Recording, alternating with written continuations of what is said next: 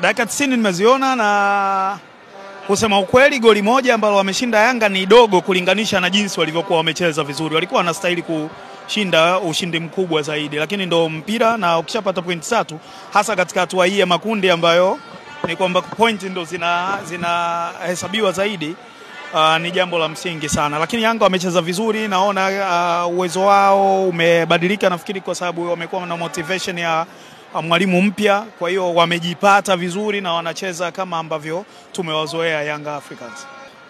Ukiangalia mchezo wa leo unakupa picha kwamba kiwango chetu cha mpira kimeongezeka sana, na kwamba haijalishi tunacheza na timu ya nchi gani, lakini bado timu za Tanzania ndio timu tishio sasa hivi.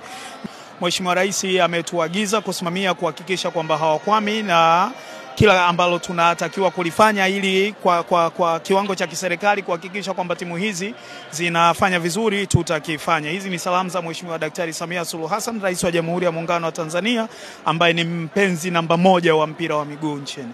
Huu ni mchezo wa kwanza wa kundi ba la ligi ya mabingwa barani Afrika, ambalo walisema kundi ba walisema ni kundi ambalo ni la kifo. Pengine kwa michezo inayokuja kwa wananchi Young Africa, unaiona wapi Young Africa? Ilikuwa linatajwa kwamba ni kundi la kifo, na moja ya timu zilizokuwa zinatajwa kwamba ni timu kali kabisa ni FAR.